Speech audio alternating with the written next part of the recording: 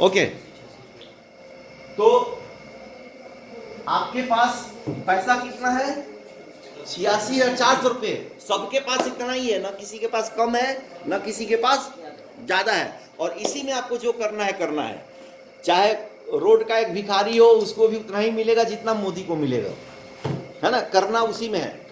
तो लाइफ का तरीका क्या है कि जिंदगी में जो बड़ी बड़ी चीजें हैं, बड़ी बड़ी चीजें, आप दिन भर की एक्टिविटी पर अगर आप एनालिसिस करेंगे तो आपको पता चलेगा, जो साइकोलॉजिस्ट जो है वो बताते हैं कि आपका 80% मेहनत उन कामों में खर्च होता है जिसका कोई मतलब नहीं है।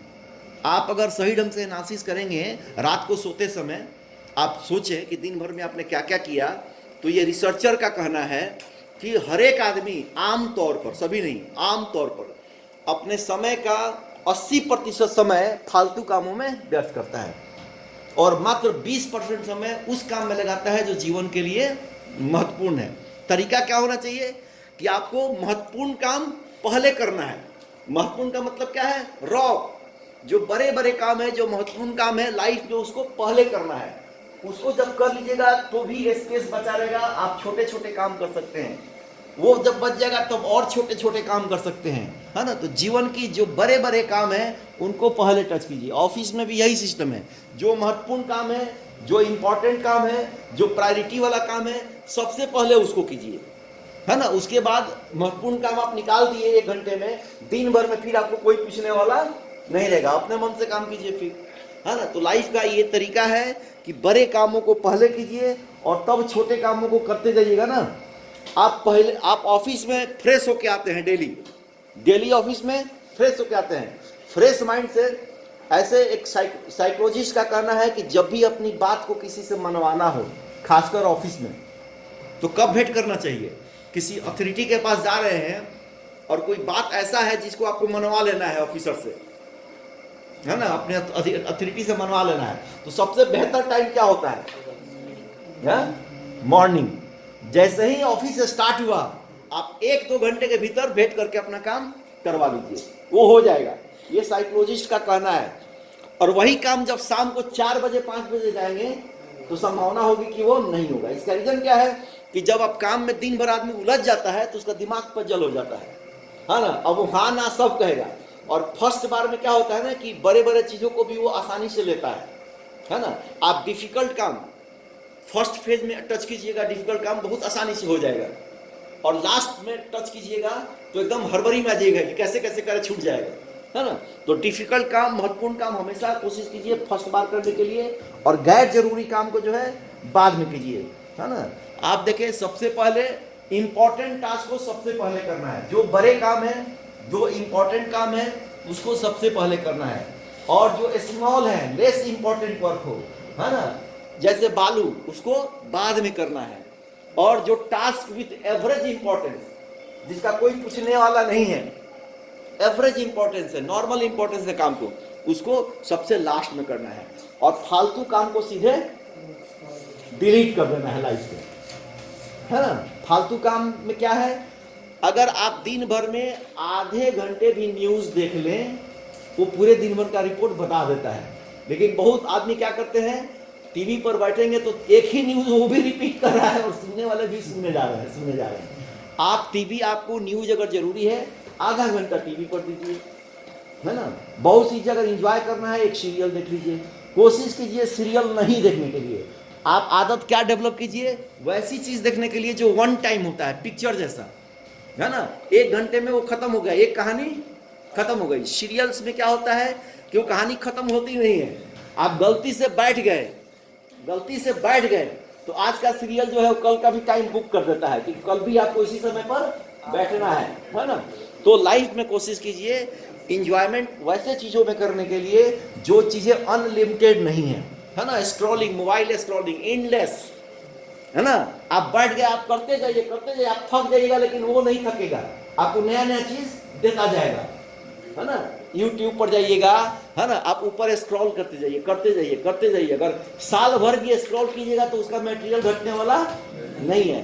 तो वहां पर जरूरी ये है ना कि हम अपना एक लिमिट बना लें कि हमको 10 मिनट ही स्क्रॉलिंग करना है, खत्म तो है नहीं, हमको 10 मिनट स्क्रॉलिंग करना है।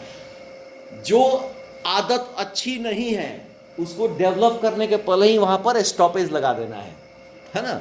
उसका बेस्ट तरीका क्या है, जो मैंने समझा है, परखा है, कि आदत वाली चीजों पर, जैसे सीरियल्स वगैरह हैं, मैं हमेशा कोशिश करता हूं कि मेरे बच्चे जो हैं वो सीरियल न देखें। बोलते हैं कि तुम पिक्चर देख लो, है ना, कोई वन टाइम स्टोरी है देख लो, सीरियल मत देखो, क्योंकि एक बार देख लिया तो कल फिर इंतजार रहेगा कि उसके आगे क्या हुआ, है ना। तो ये हैबिट डेवलप करते हैं। तो जीवन में, लाइफ में कहीं भी बड़ी बड़ी चीजों को पहले कीजिए। द मोस्ट इंपॉर्टेंट थिंग,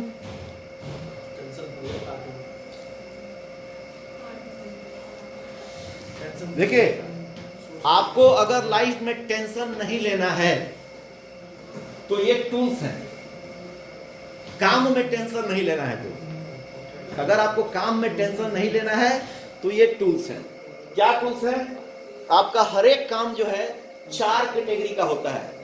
कुछ काम इंपॉर्टेंट है और अर्जेंट भी है। सबसे पहले क्या करना है, उसी काम को करना है जो काम इंपॉर्टेंट भी है और अर्जेंट भी है, क्योंकि सारा आदमी उसके पीछे लगा रहेगा। तो सबसे पहले वो काम खोजिए जो आपका अर्जेंट है और इंपॉर्टेंट है। दूसरा, आप वो काम ढूंढिए जो इंपॉर्टेंट तो है, आपको कभी ना कभी करना ही है, लेकिन अर्जेंट नहीं है। आज ना करे तो भी चलेगा, लेकिन उसको सेकंड प्रायोरिटी दीजिए, क्योंकि करना तो है ही, आज करे या कल करे, है ना। तो दूसरा कैटेगरी जो इंपॉर्टेंट है लेकिन अर्जेंट नहीं है। तीसरा, बहुत सा ऐसा काम है जो इंपॉर्टेंट नहीं है लेकिन अर्जेंट है। जैसे कुछ एग्जांपल बताइए, डे बाय डे ऑफिस में इस तरह की चीजें आती होंगी। बहुत सा ऐसा काम है जो इंपॉर्टेंट नहीं है फिर भी अर्जेंट हो जाता है। यस, सारे रिपोर्ट नहीं, 50% रिपोर्ट। 50% रिपोर्ट जो है वो बिना मतलब का फॉर्मेलिटी वाले होते हैं, है ना।